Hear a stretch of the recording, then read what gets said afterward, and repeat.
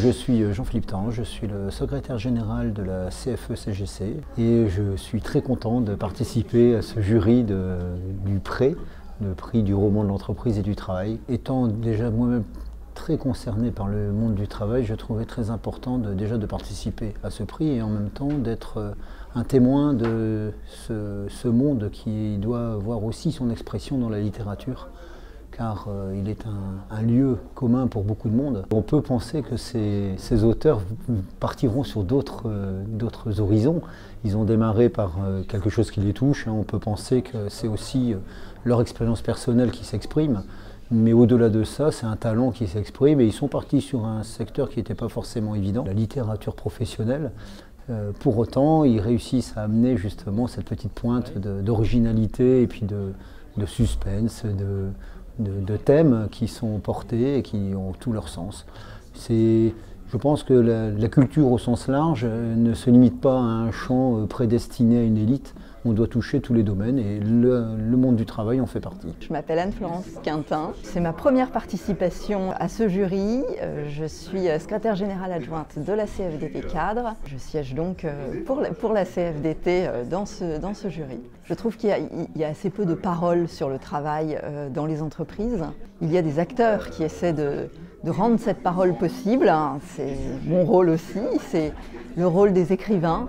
L'écrit est quelque chose d'essentiel dans l'entreprise. Les romans sur le travail permettent de faire apparaître les enjeux, la vie au travail qui ne sont pas dits. La littérature illustre bien sûr des situations sociales, mais au-delà de l'illustration, elle les fait apparaître et elle fait réagir. Quand on lit un roman, on a de l'empathie, on trouve que l'écriture est crue, que l'écriture est au contraire peut nous permettre de nous réconcilier avec le travail. Donc il y a cette fonction tout à fait magique et artistique de la littérature qui est essentielle pour finalement bien faire son travail aussi.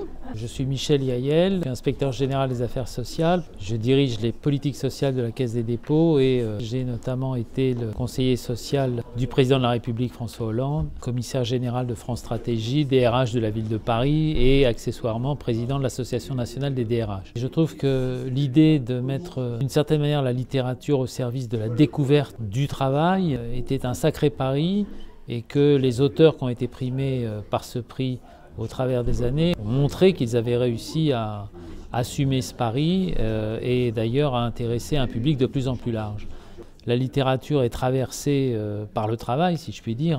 Pensez à Zola, à Balzac, le cinéma aussi, le théâtre aussi. Dans la littérature moderne, ça n'était plus forcément une dimension particulièrement prégnante.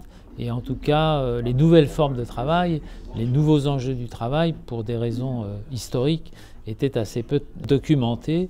Et d'une certaine manière, là encore une fois, le prix vient remplir peut-être pas un vide, mais enfin en tout cas un besoin important.